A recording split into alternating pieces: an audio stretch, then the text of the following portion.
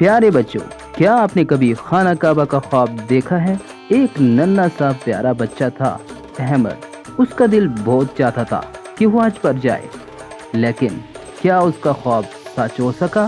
چلو آج ہم احمد کے ساتھ ایک خوبصورت سفر پر چلتے ہیں، حج کے سفر پر۔ ایک دن احمد دادا ابو کے ساتھ بیٹھا تھا، اچانک اسے ایک پرانی تصویر ملی۔ دادا ابو، یہ تصویر کہاں کی ہے؟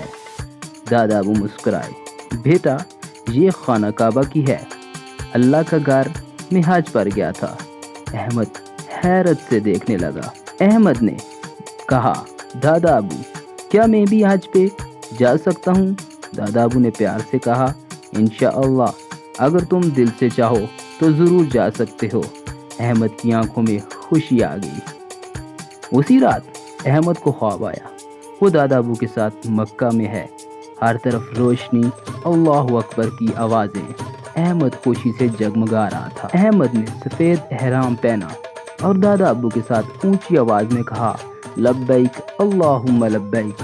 سارے حاجی بھی یہی پڑھ رہے تھے۔ احمد کو بہت مزہ آیا۔ جیسے ہی احمد خانہ کعبہ کو دیکھا، اس کی آنکھوں سے خوشی کے آنسو نکل آئے۔ یہ ہے اللہ کا گھر۔ دادا ابو نے سر ہلایا، جی ہاں بیٹا، یہی خانہ کعبہ ہے۔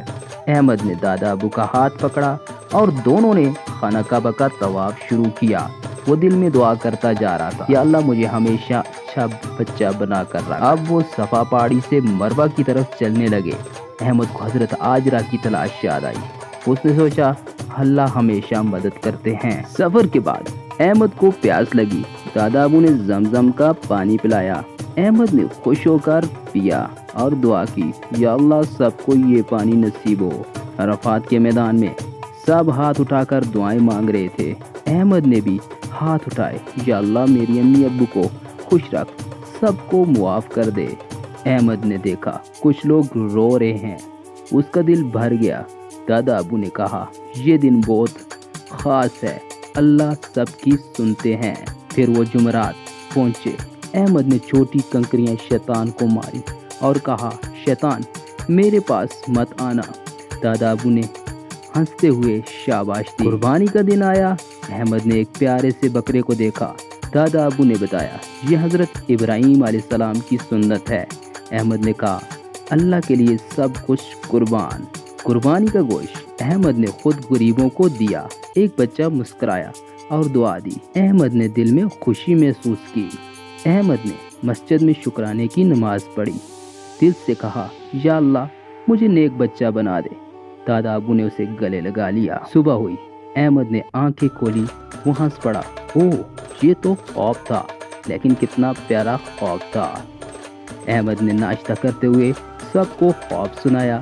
سب نے خوش ہو کر کہا، انشاءاللہ تم ایک دن ضرور حج پر جاؤ گے، یا اللہ مجھے اپنے گھر ضرور بلانا، آمین ثم آمین۔ تو پیارے بچوں، کیسی رہی احمد کی سٹوری؟ امید کرتا ہوں آپ کو بہت ہی پسند آئی ہوگی۔